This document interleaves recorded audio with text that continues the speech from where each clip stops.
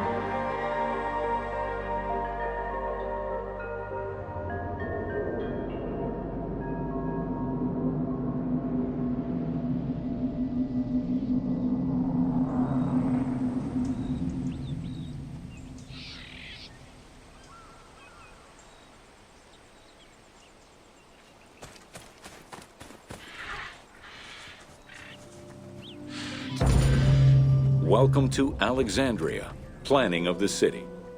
Alexander's plan to build his great city began with a verse from Homer's Odyssey. Though Alexander considered this location ideal for his the Great Walls of Alexander.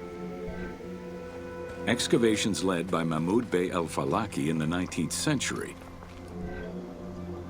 These formidable ancient walls would resist a number of attacks, including fending off the king of Syria in 169 BCE. It wasn't until 295 CE that they eventually fell to Roman Emperor Diocletian. Alexandria's principal architect, Dinocrates, chose a Hippodamian grid plan. The grid maximized functionality. A central corridor ran from the Alexandria was most likely built upon an already existing Egyptian village. Upon its completion, the Egyptians reviled the city, refusing to call it by its founder's name. Instead, they called it Raked, the building, as a mark of disdain, which was later Hellenized into Rakotis. Despite this, the name Alexandria would remain.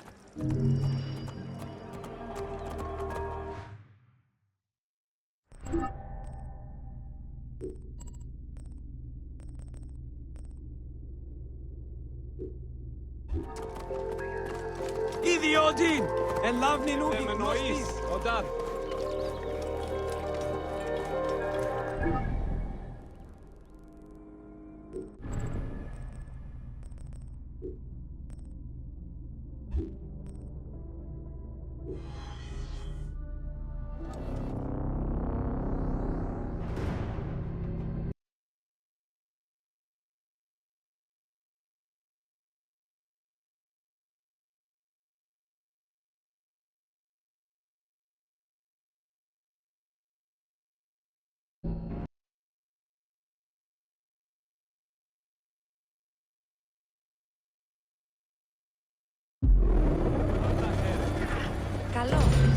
Welcome to Introduction to Alexandria.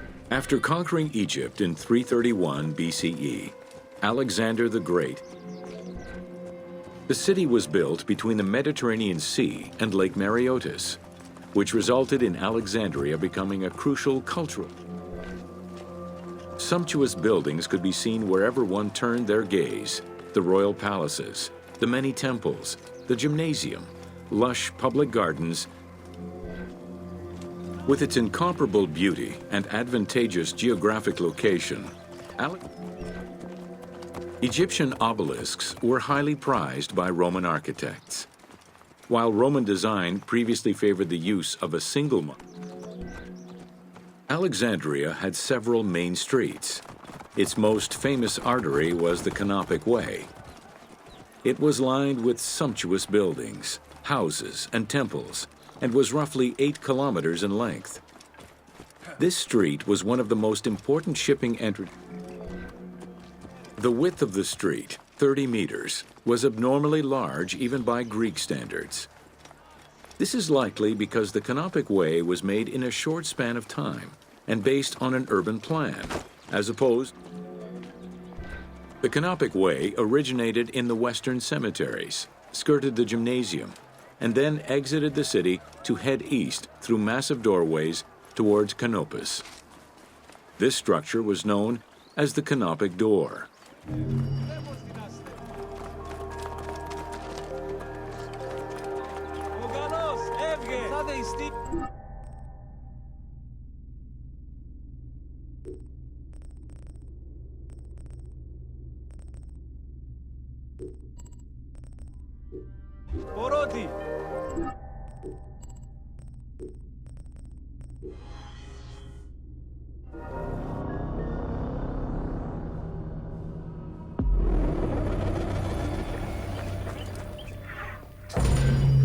Welcome to Osiris, the first mummy.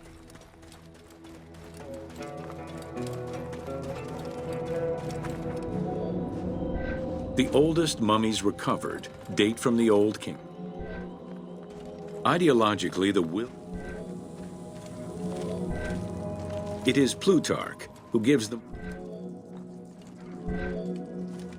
The ritual used to bring Osiris back to life essentially depicts how he became the first mummy. It is why, on the sarcophagi of kings, we often find Isis and Nephthys represented as the magicians who restore life to the deceased.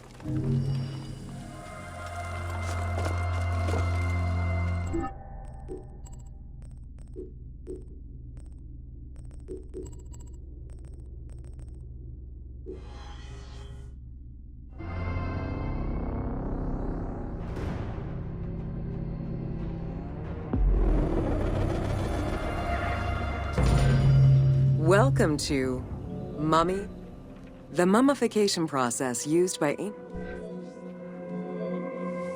The purification of the body began with a libation from. After taking care of the brain, canopic jars were placed towards the middle of the New Kingdom. Embalmers used natron as the desiccant to dry the flesh and.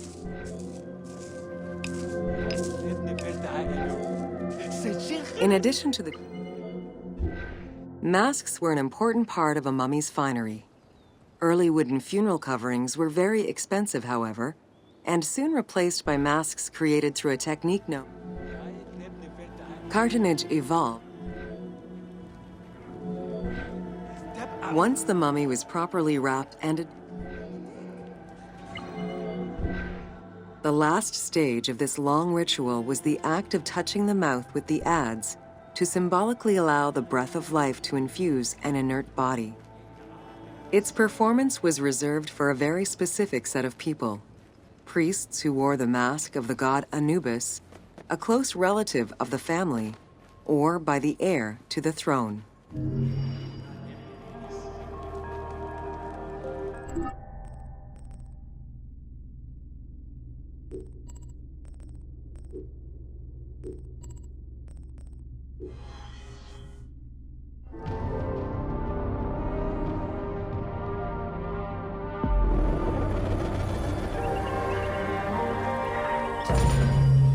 Welcome to the importance of mummies.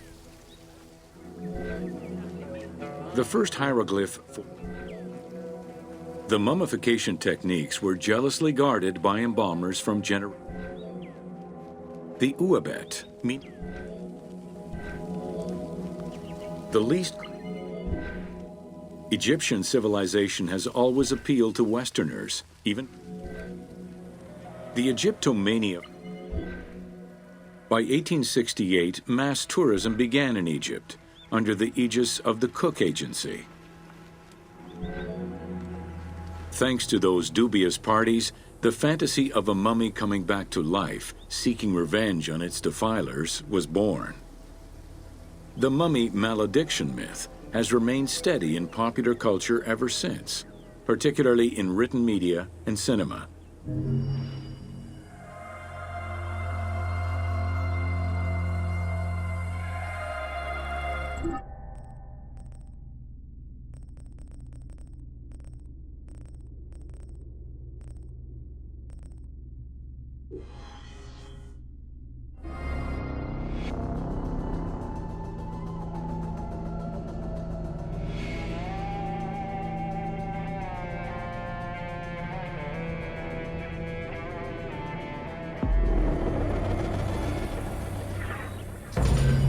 Welcome to Amulets and Rituals. Ancient Egyptians believed religion. There was a complete calendar of each of the religious days, both good and bad, illustrating deemed messenger. It was oracles that guided the Greek sailor Batos to the coast of Libya, where he founded a colony known as Cyrene. During Alexander the Great's campaign to conquer Persia, he consulted the oracle at the Temple of Amun within the oasis of Siwa, and was subsequently ordained a divine being.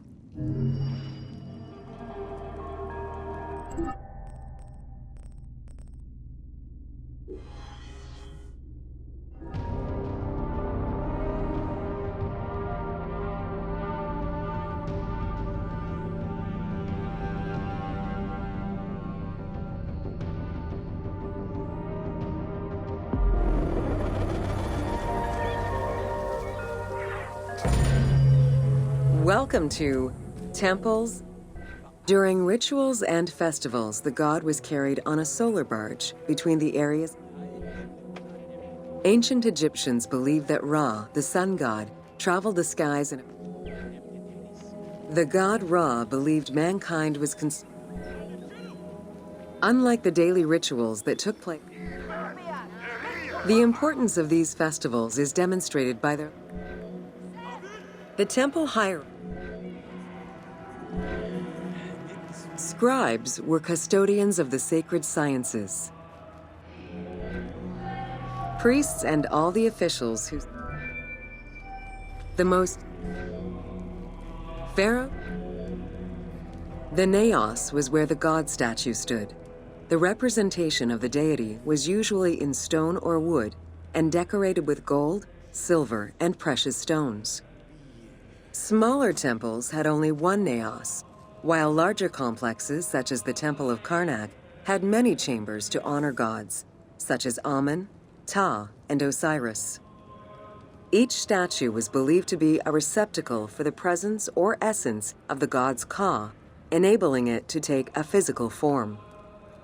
Through the statue, the god came to the shrine to eat, drink, and communicate with the pharaoh, or with the priests standing in for the pharaoh.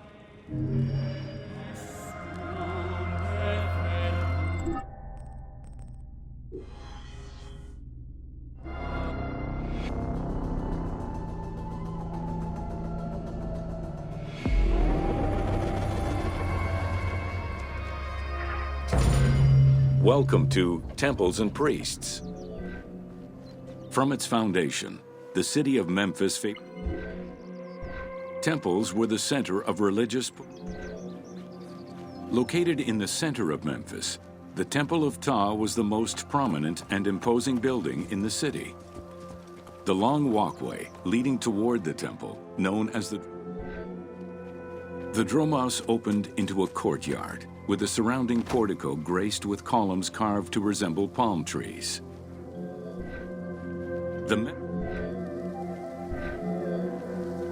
The size of the imposing sculpture reflects the importance it had to the. In Egyptian culture, some animals were associated with gods, while others were considered to be living gods. Originally the symbol of fertility, like other living divinities, the mortal incarnation of the Apis bull was prayed to, and when it died, it was given a luxurious. Ancient Egyptians believed that temple rituals. The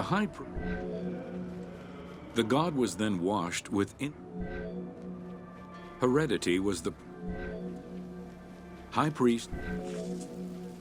In the The educational institution in ancient only two known, not limited to instruction for young students, the House of Life was a source of reference for many scholars, with rooms dedicated to papyri of many disciplines. Ancient Egyptian economy was based on an unequal system of redistribution of goods. There are records of palaces, warehouses, and granaries were built inside the temple compound to better control the redistribution of goods. The size of the recorded numbers of goods, combined with every other function filled by temples, only serves to confirm their might as economic, religious, and political centers of power within Egypt.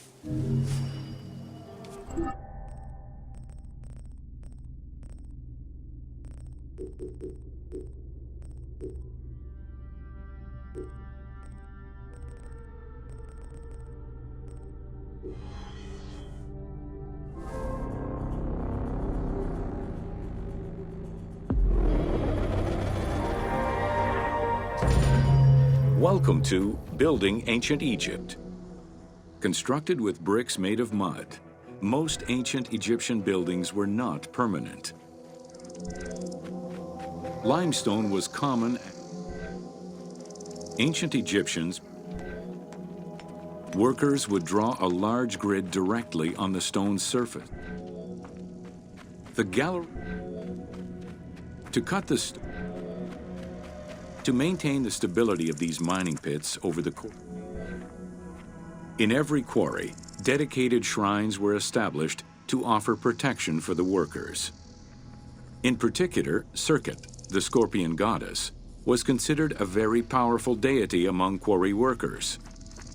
Every mine and quarry of ancient Egypt included a scorpion charmer who was said to use magical powers to ward off the dangerous insects and keep the workers safe.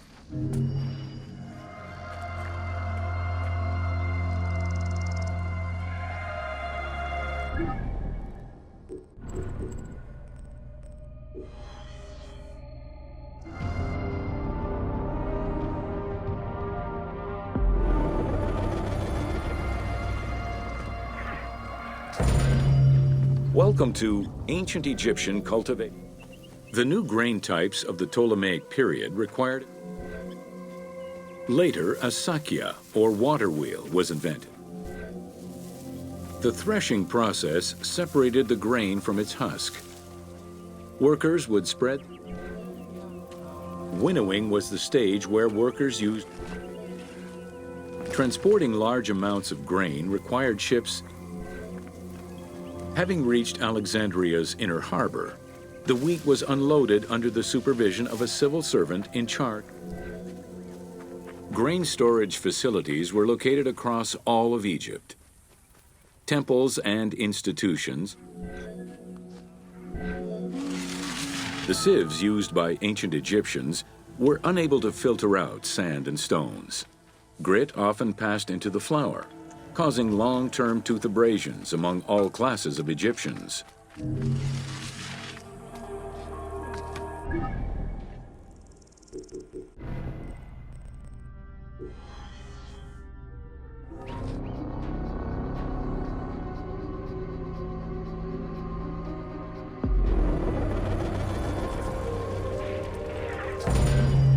Welcome to Leather and Linen in Ancient Egypt.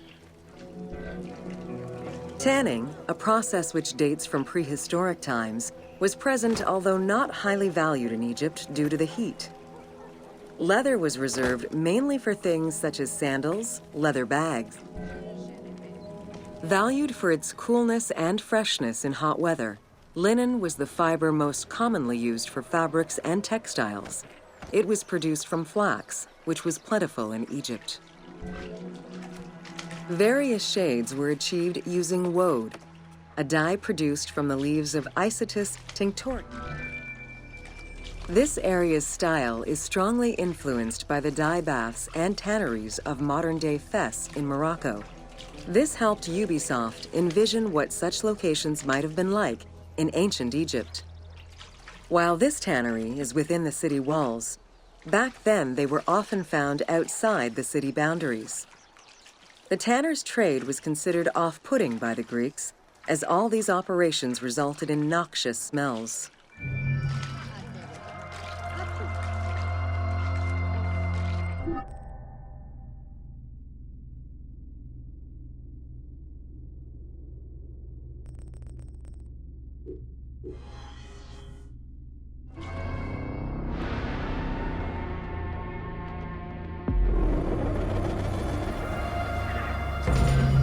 Welcome to excavations all over.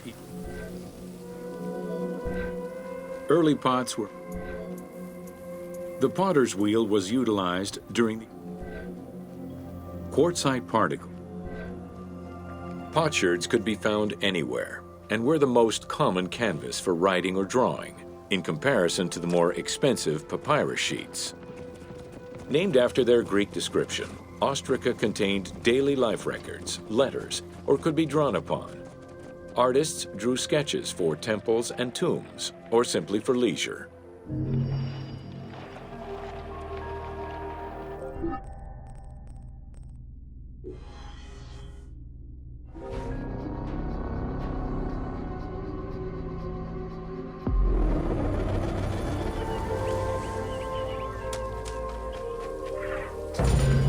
Welcome to Wine in Ancient.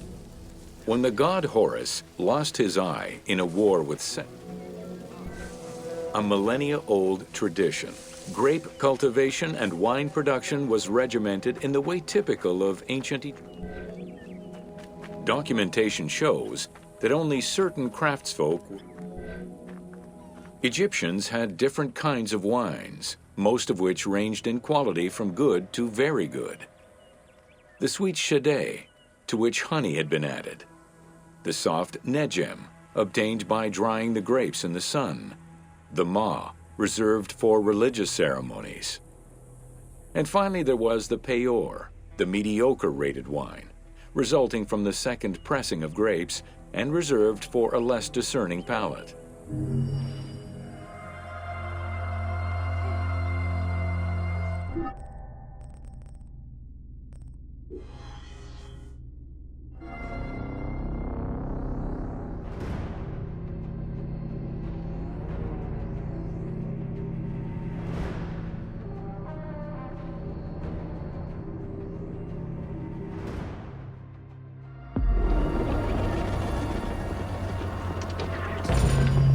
Welcome to Oil in Ancient Egypt.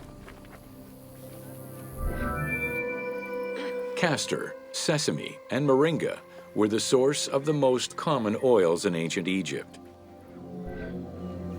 Ancient Egyptians originally used castor oil in wick lamps, but also for cosmetics, such as facial and hair treatments. Olive trees were present, though scarce, in ancient Egypt's early history, and olives were mostly imported from Syria and Palestine. Their use and cultivation remained uncommon until the mass arrival of Greek settlers during the reign of the Ptolemies, when demand increased sharply. Olive trees were normally found in the region of the Fayum and the lands surrounding Alexandria.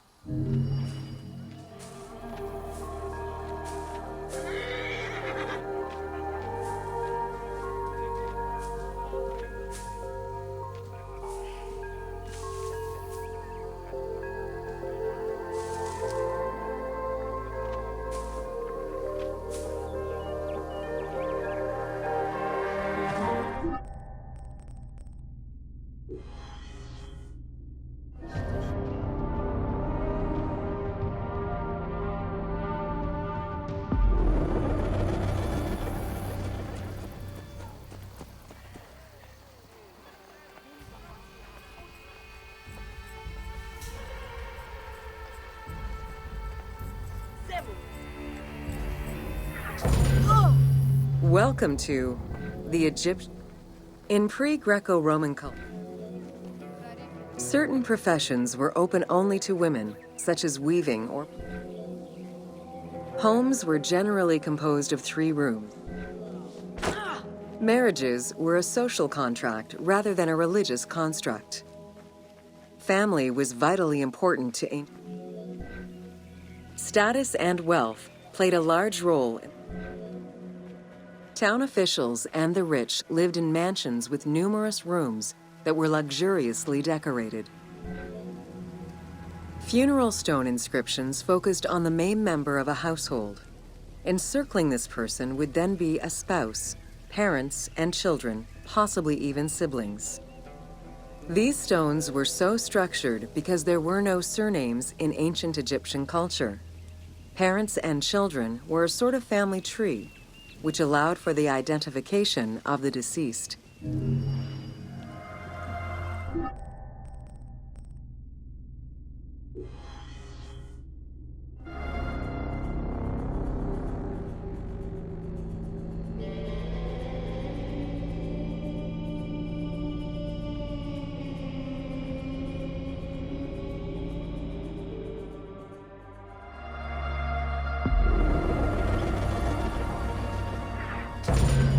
Welcome to Ancient Egyptian Fashions.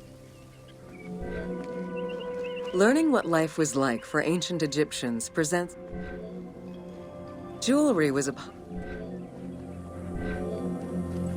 though idealized, the fabric of ancient Egyptian clothing. Cosmetics, including concoctions to prevent. Egyptians believed kohl had magical powers, wearing it as black eyeliner to protect their eyes from the sun and to prevent eye infections. Women and teenage girls wore their hair. Wigs. Prepubescent children generally had their heads shaved. Young girls kept some strands intact, while young boys had a braid worn on the side.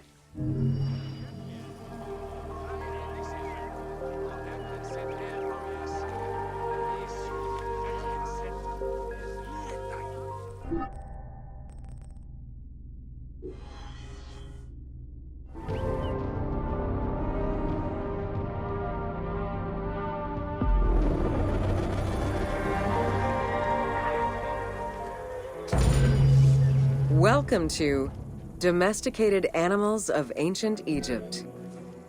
Agriculture and domesticated livestock were introduced 6,000 years ago. Archaeologists. Pets were deeply cherished in ancient Egypt. Many illustrations of children often include a pet in the depiction.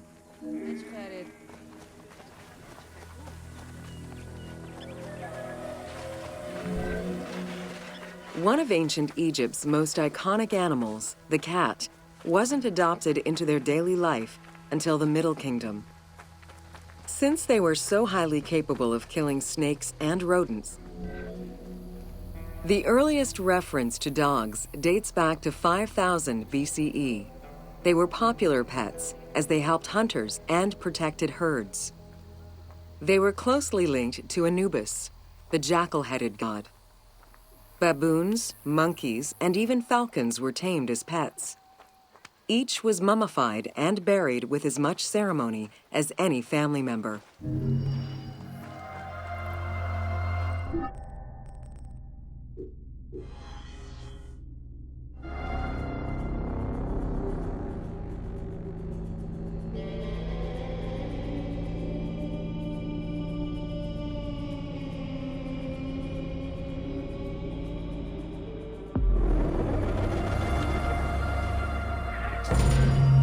Welcome to Workers.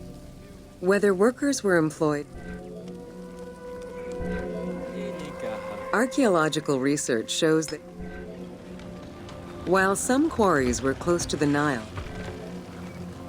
whenever possible, during floods, the Uwadi El stone cargo generally weighed 15 tons. River transportation was the most efficient way to ferry stone blocks between the quarry and the construction site. Blocks were transported by flotillas of several types of boats.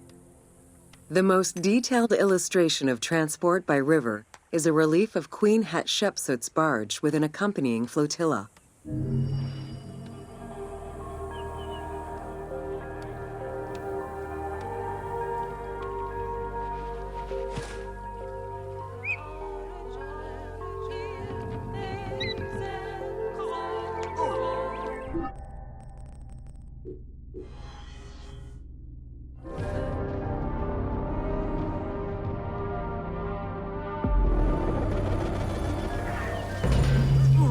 Welcome to Bread and...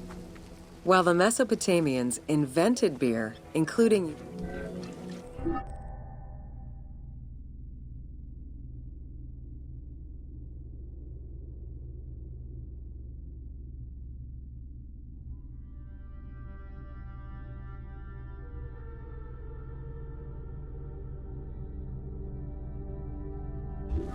Beer was the popular drink of ceremonies and festivals. Once baked, bread would be crumbled into the brew to start the fermentation process. Adding grain enzymes would break down the starches, turning them into sugar and creating a thick mash.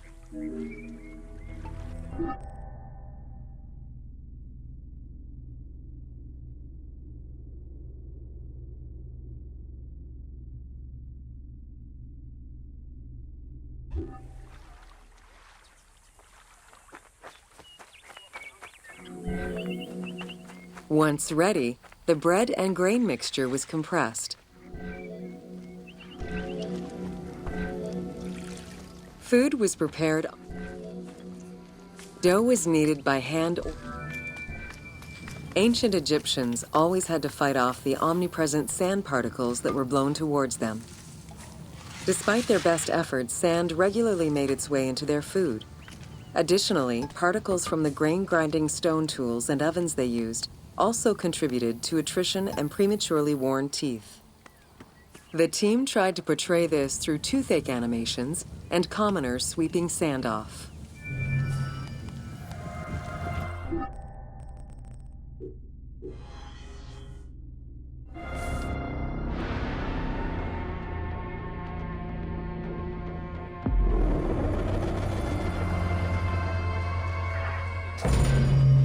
Welcome to...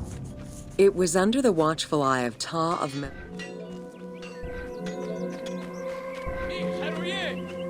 In ancient Egyptian culture, drawing was used as illustration, such as seen in the Book of the Dead.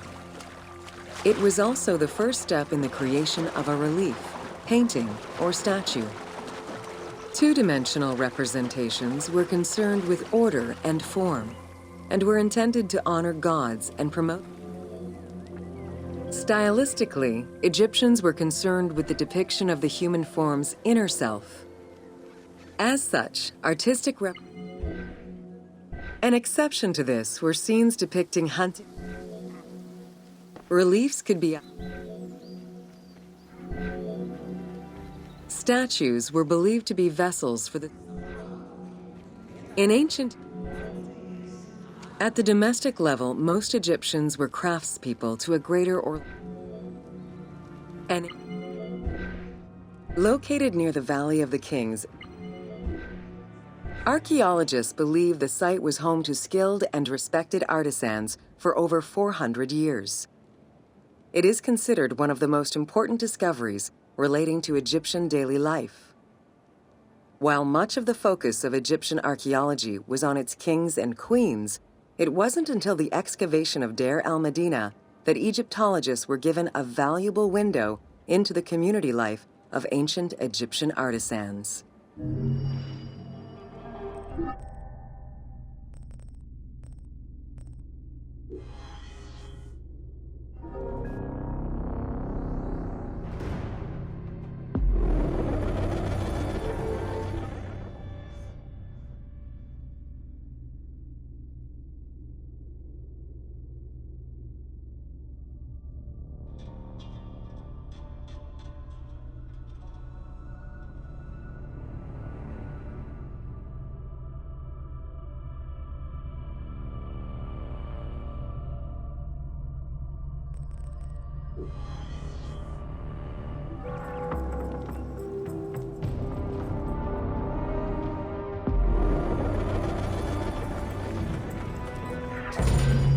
Welcome to Ancient Egyptian Medicine.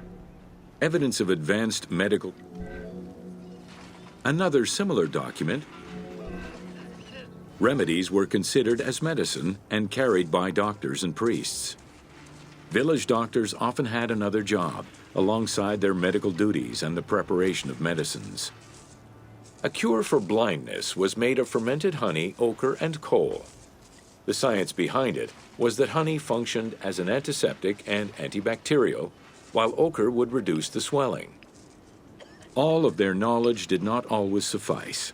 Ramses II died of an infection caused by an abscessed tooth.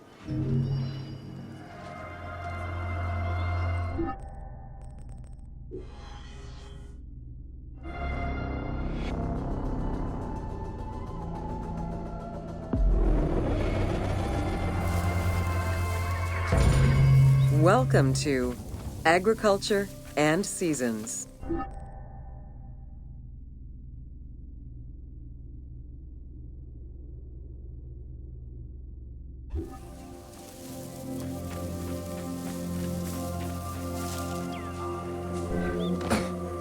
While crops were cultivated in different oases around the desert, most of the arable lands were near the Nile. The Ptolemaic era created an agricultural revolution with the introduction of advanced agricultural techniques and new grain types such as rice, durum wheat, and pearl millet. The resulting agricultural mass production greatly increased. Both bread and beer rations were part of a system of barter payment. The state used those goods to pay wages for those who worked in the quarries and at the construction sites. Beer was so important to ancient Egyptians. In order to increase agricultural production, fertile land was divided into plots and large agricultural villages were encouraged. The state and temples were the biggest landowners.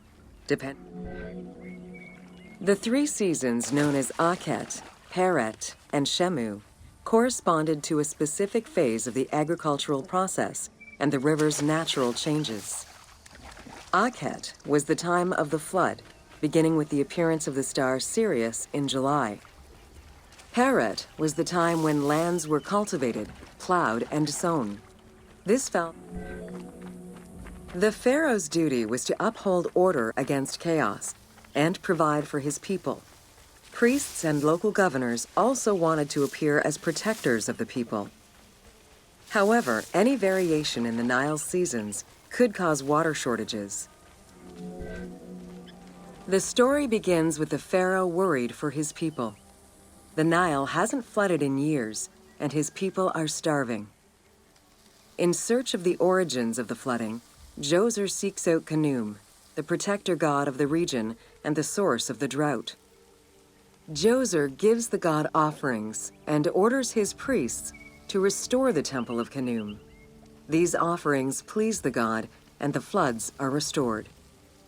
This story was intended to highlight the importance of the deity in everyone's daily lives, while also demonstrating the crucial role that the priests and the king played in feeding and protecting the people of Egypt.